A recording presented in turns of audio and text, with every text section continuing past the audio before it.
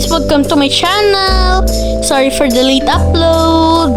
I have been very busy for a while, but to make it up to you, we're going to share a very special recipe. This is an original recipe invented by me and my dad. As of now, we don't have a name for it yet. So, I'm just going to call it my savory pork dish. Please watch until the end for special shout out. Let's start cooking!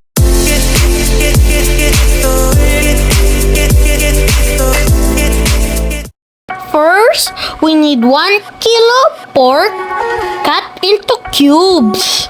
You can use any protein you want. We have tried this with fish, chicken, beef, and tofu. They are all equally delicious. The only difference is chicken, fish, and tofu cook faster.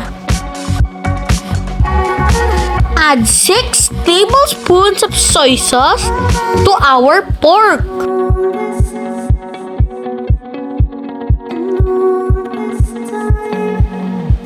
Add a few drops of Knorr liquid seasoning,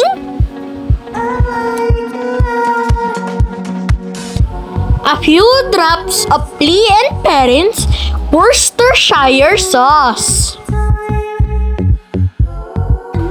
juice of half of a lemon. Remember, always wash your hands before touching food. Mix thoroughly and marinate for at least 1 hour. But the longer, the better. Cover with cling wrap, then refrigerate. Many hours later. After marinating the pork, it's time to cook our savory pork dish. First, we're going to fry 4 pieces of potatoes cut into cubes. This would give our potatoes a better texture later. After a few minutes, remove the potatoes. Next, fry 4 medium-sized carrots cut into small pieces.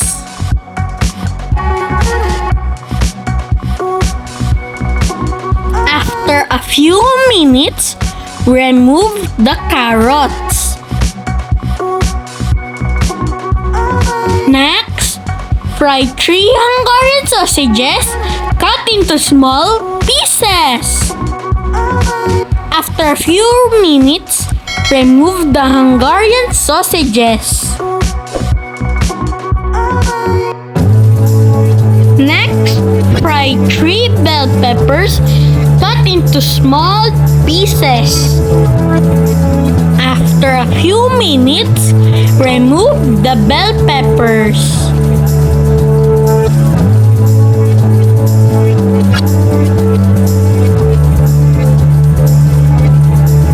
Next, place olive oil in a pan and saute 8 cloves of garlic and 2 medium-sized onions.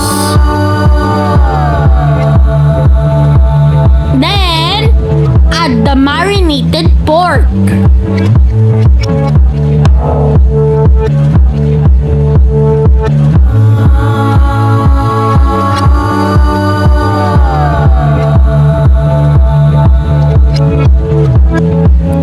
Mix well, then cover.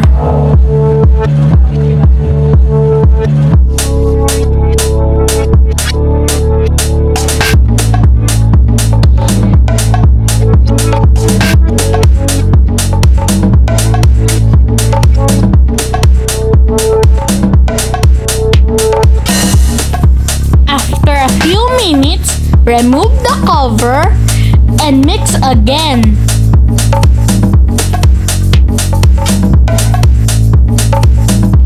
Turn the stove to low heat. Then, add 1 cup of water. Cover and continue cooking until the pork is tender. Don't forget to check the pork from time to time.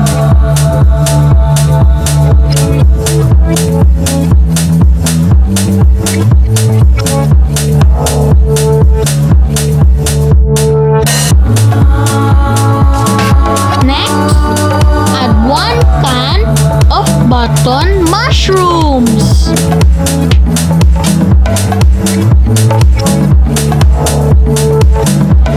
Mix well, then cover again. When the pork is tender, add about 2 tablespoons of likamki oyster sauce. And then, add a few dashes of ground white pepper. Mix and continue cooking for the next 5 to 10 minutes. Now, we're going to add all the fried ingredients we prepared earlier. These are the potatoes, carrots, Hungarian sausages, and bell peppers. Mix well, cover, and simmer for the next 5 minutes. After 5 minutes, add boiled quail eggs, mix, and it is now ready to serve. Malapit na ulit ang favorite part ko! It's Tikiman time! I hope you try cooking this recipe for your family in the near future. 100% deliciousness guaranteed! Oras na ulit para sa ating special shoutouts! Happy birthday to Marjorie Garcia, Dr. Romeo Jacob, Blurry Face 7069, Metodio Hinlo, Dr. Zerlin Hoson, Manny Padilla, Rodelio Hernandez, Turdi Veloso, Candice Ulat, Gabe Almabel, Nurse Jonas, Gico, Baby Del Carmen, Lily Amansek, Alan Naval, Jacob Pagia,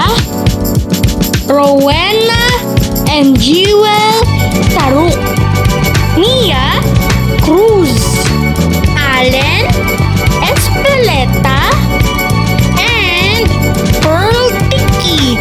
Enjoy your day! If you want to see more videos like this, please hit the like button and subscribe. Stay safe, stay awesome,